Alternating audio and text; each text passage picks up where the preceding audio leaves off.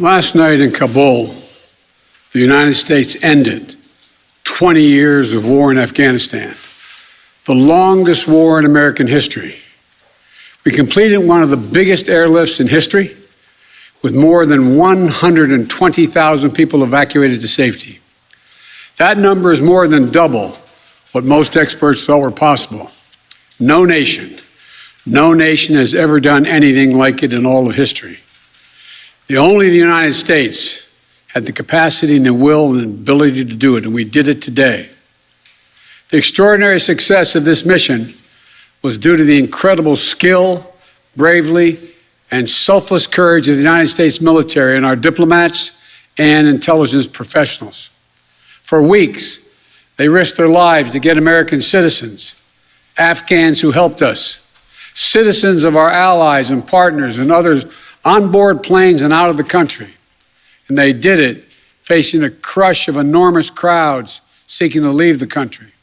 And they did it knowing ISIS-K terrorists, sworn enemies of the Taliban, were lurking in the midst of those crowds. And still, the women and men of the United States military, our diplomatic corps, and intelligence professionals did their job and did it well, risking their lives, not for professional gains, but to serve others, not in a mission of war, but in a mission of mercy. 20 service members were wounded in the service of this mission.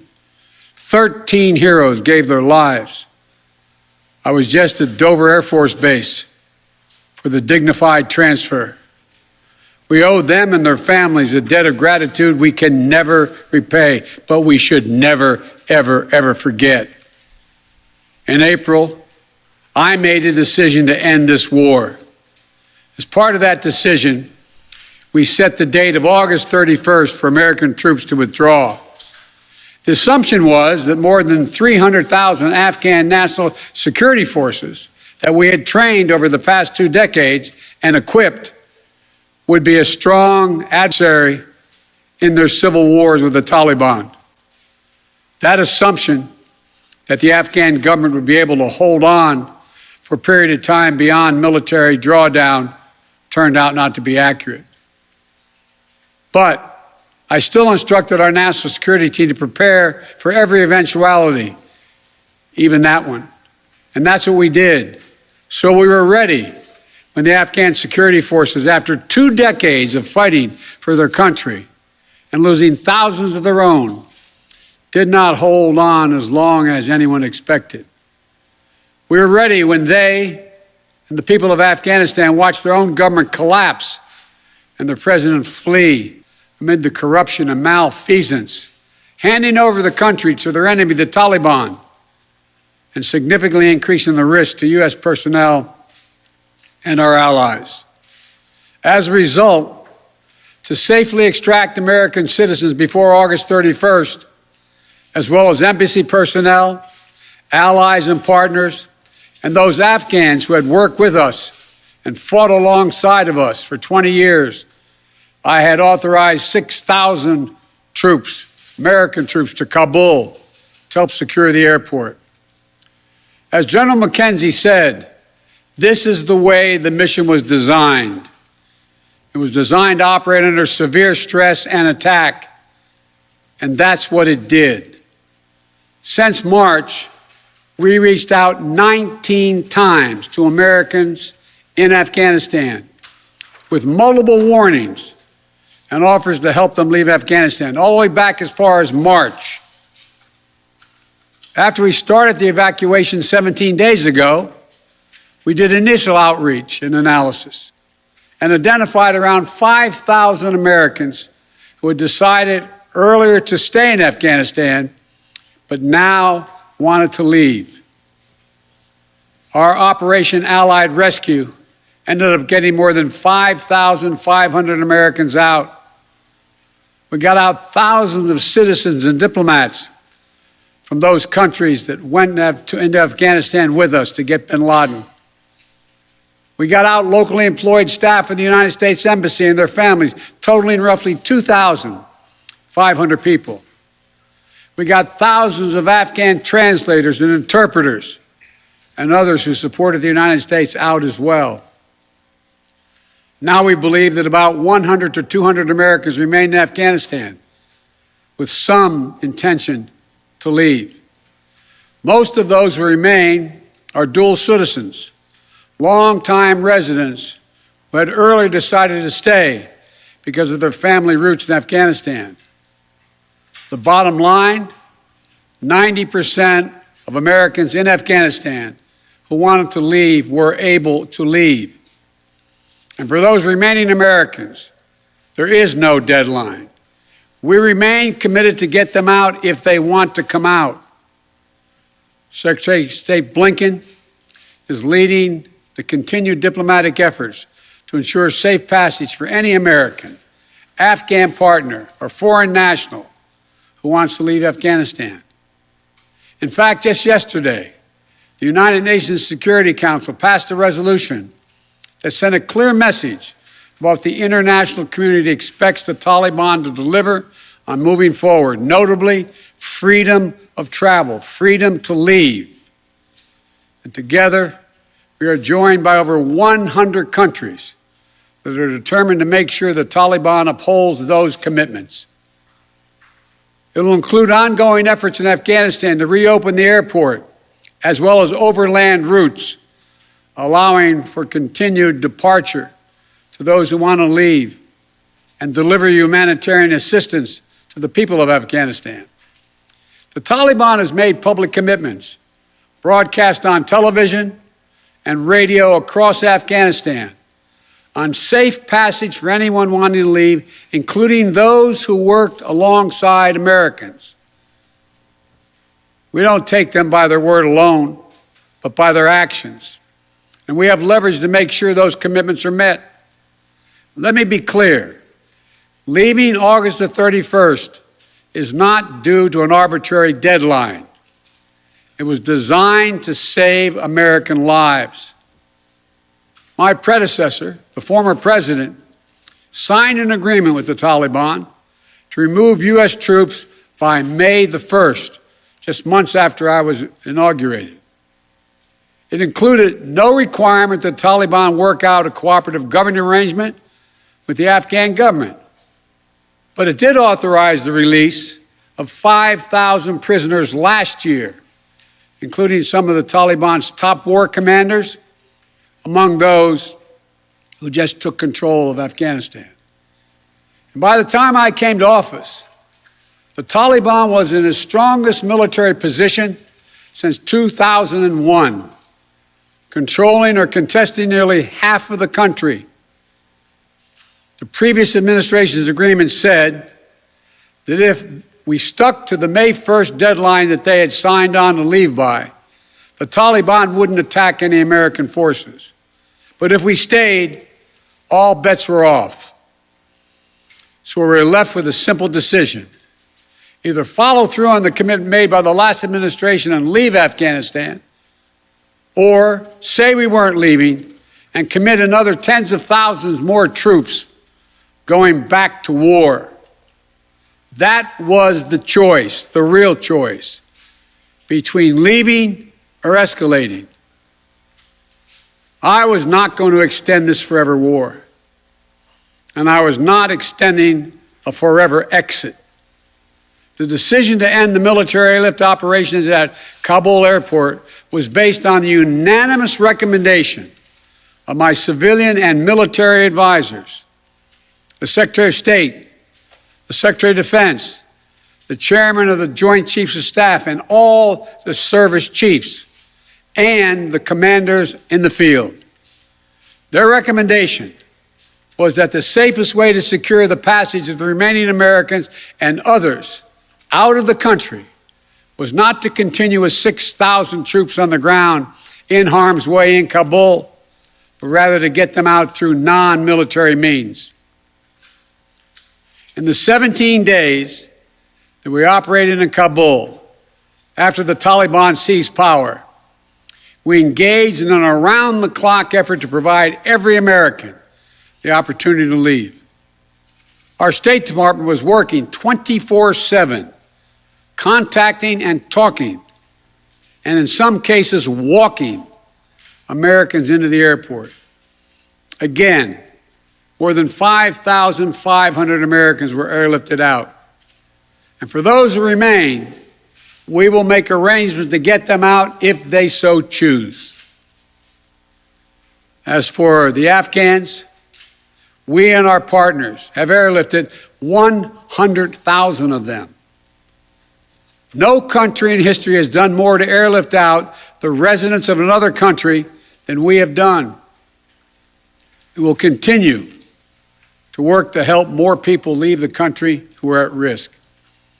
We're far from done. For now, I urge all Americans to join me in grateful prayer for our troops and diplomats and intelligence officers who carried out this mission of mercy in Kabul and at tremendous risk with such unparalleled results. An airlift that evacuated tens of thousands, to a network of volunteers and veterans who helped identify those needing evacuation, guide them to the airport, and provided them for their support along the way. We're going to continue to need their help. We need your help, and I'm looking forward to meeting with you. And to everyone who is now offering or who will offer to welcome Afghan allies to their homes around the world, including in America, we thank you. I take responsibility for the decision. Now some say we should have started mass evacuation sooner. And couldn't this have been done in a more orderly manner?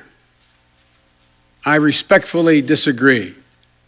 Imagine if we'd begun evacuations in June or July, bringing in thousands of American troops and evacuating more than 120,000 people in the middle of a civil war.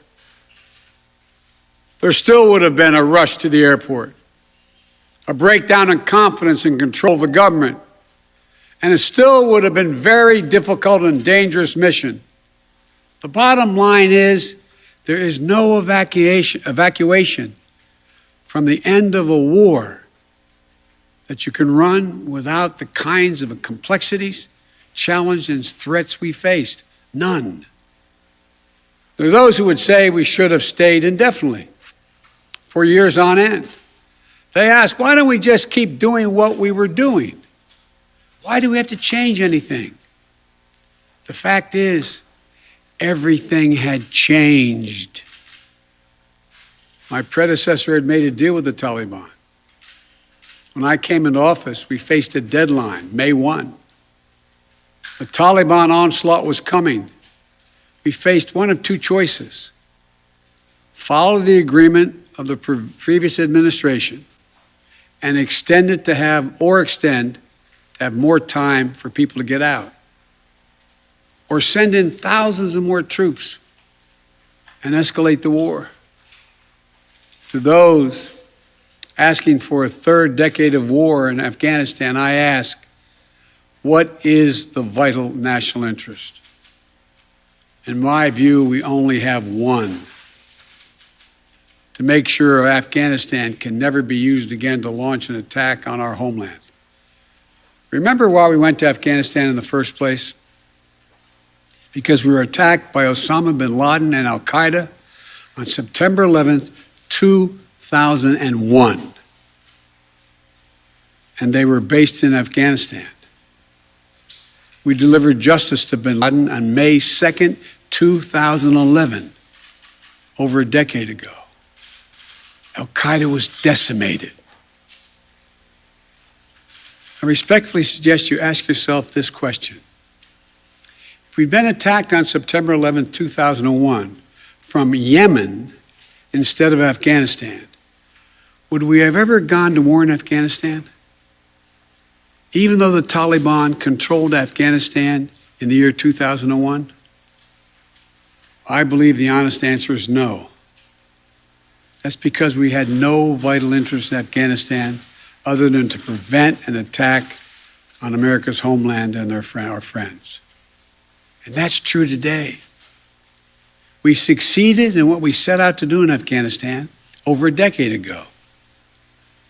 Then we stayed for another decade. It was time to end this war.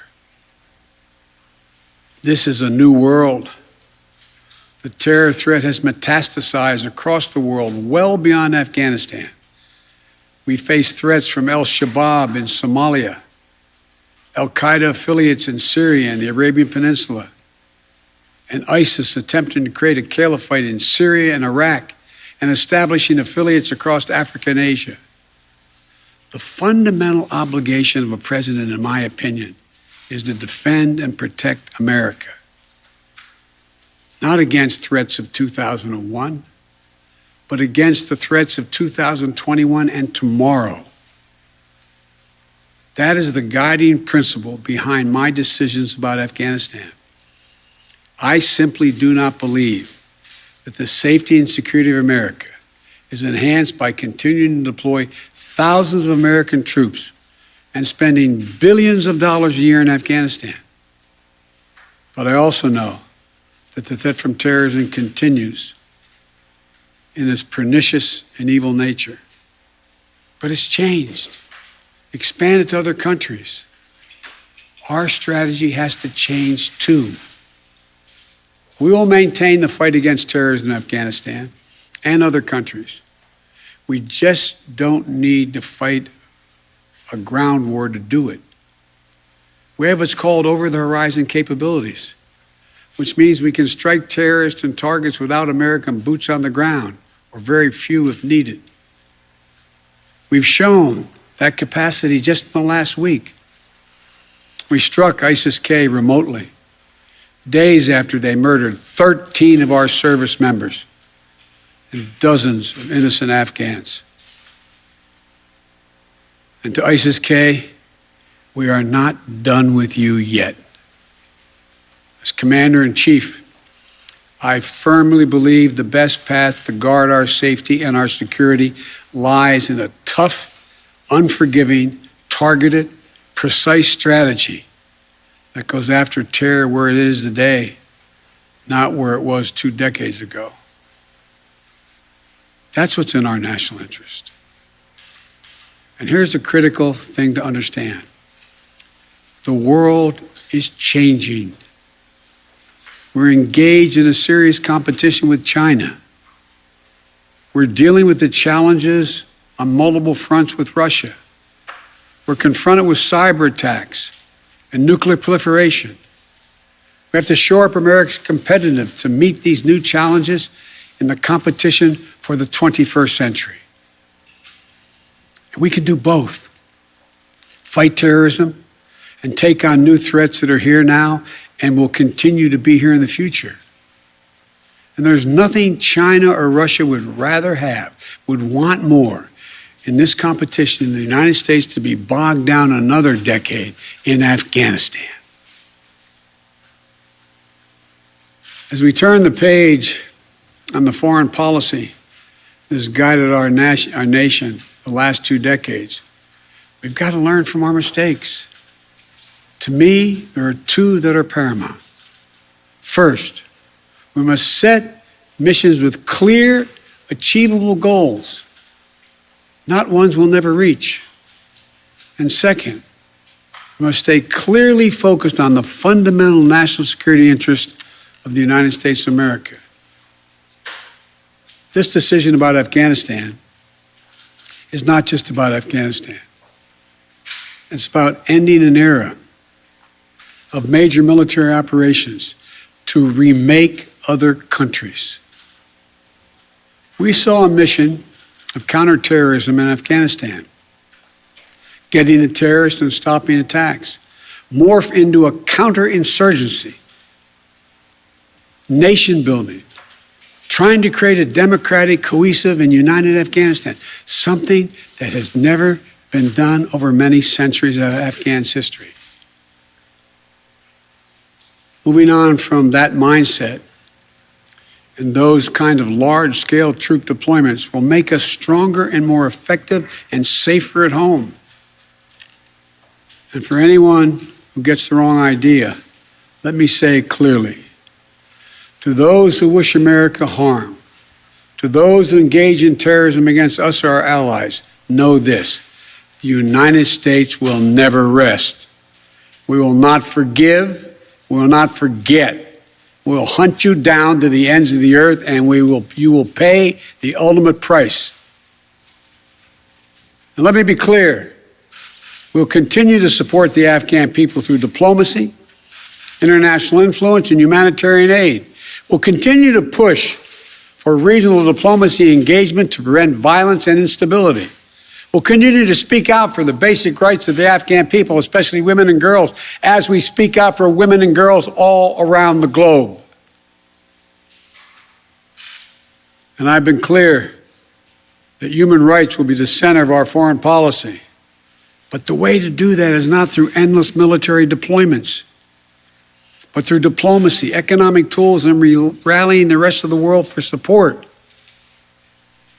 My fellow Americans, the war in Afghanistan is now over. I'm the fourth president who has faced the issue of whether and when to end this war. When I was running for president, I made a commitment to the American people that I would end this war. And today, I've honored that commitment. It was time to be honest with the American people again. We no longer had a clear purpose in an open-ended mission in Afghanistan. After 20 years of war in Afghanistan, I refused to send another generation of America's sons and daughters to fight a war that should have ended long ago. After more than $2 trillion spent in Afghanistan, a cost that researchers at Brown University estimated would be over $300 million a day for 20 years in Afghanistan, for 2 decades. Yes, the American people should hear this: $300 million a day for 2 decades. You take the number of 1 trillion, as many say, that's still $150 million a day for 2 decades. And what have we lost as a consequence in terms of opportunities? I refuse to continue a war that was no longer in the service of the vital national interest of our people. And most of all, after 800,000 Americans serving in Afghanistan, I've traveled that whole country, brave and honorable service. After 20,744 American servicemen and women injured, and the loss of 2,461 American personnel, including 13 lives lost just this week, I refuse to open another decade of warfare in Afghanistan. We've been a nation too long at war. If you're 20 years old today, you've never known an America at peace. So when I hear that we could have, should have continued the so-called low-grade effort in Afghanistan at low risk to our service members, at low cost, I don't think enough people understand how much we have asked of the 1% of this country who put that uniform on, willing to put their lives on the line in defense of our nation. Maybe it's because my deceased son, Bo, served in Iraq for a full year. Before that,